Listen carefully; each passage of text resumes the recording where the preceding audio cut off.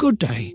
I am John Quincy Adams, 6th President of these United States, though that title represents but one chapter in a life dedicated to public service.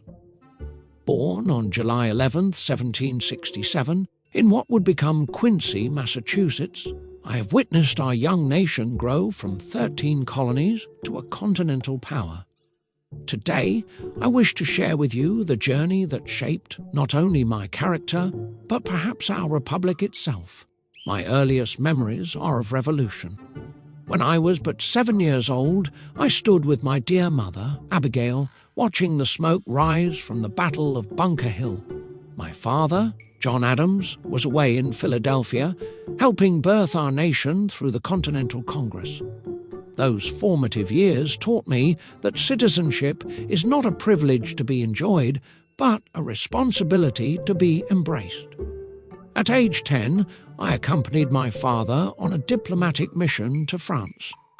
Imagine, if you will, a boy from Massachusetts suddenly thrust into the courts of Europe.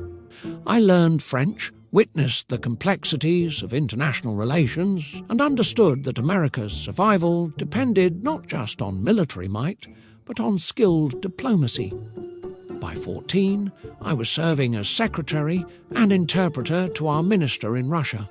These experiences were my true education, far more valuable than any classroom could provide. Upon returning to America, I completed my studies at Harvard College, graduating in 1787. I then read law and established a practice in Boston, though my heart was already drawn to public service. My writings under the pseudonym Publicola, defending Washington's neutrality policies, caught the attention of President Washington himself, who appointed me minister to the Netherlands at age 26. This began a diplomatic career that would span decades.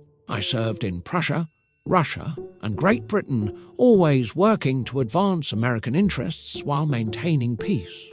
During the War of 1812, I helped negotiate the Treaty of Ghent, which ended that unnecessary conflict. Diplomacy, I learned, requires patience, principle, and the wisdom to know when to compromise and when to stand firm.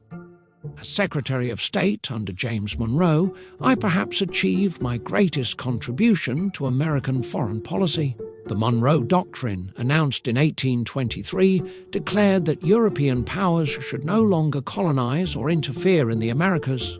This was not mere rhetoric. It was a bold statement that America would defend the independence of our hemisphere.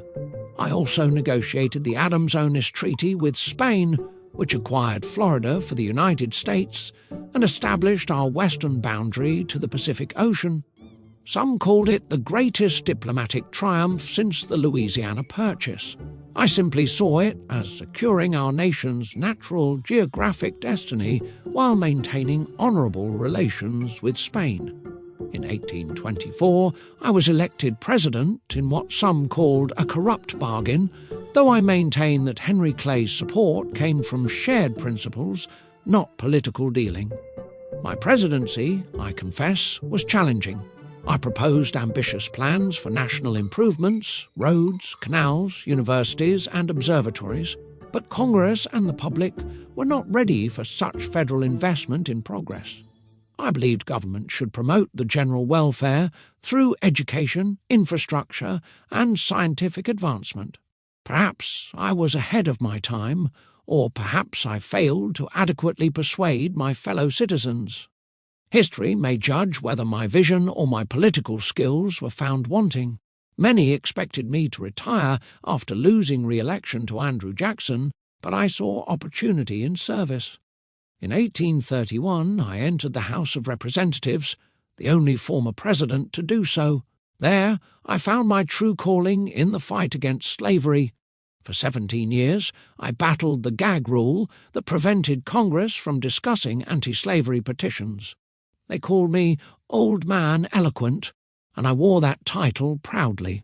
I argued the Amistad case before the Supreme Court, defending the freedom of enslaved Africans who had taken control of their ship. In 1844, we finally defeated the gag rule, opening the door for the moral debate our nation desperately needed.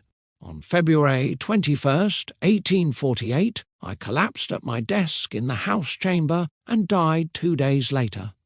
My final words were reportedly, "This is the last of earth, but I am content." I was content because I had spent my life in service to principles larger than myself: union, liberty, and human dignity. I leave you with this thought: a life well lived is not measured by the offices held or honours received, but by the faithful discharge of duty to one's country and conscience. That duty never ends, and it belongs to each generation anew.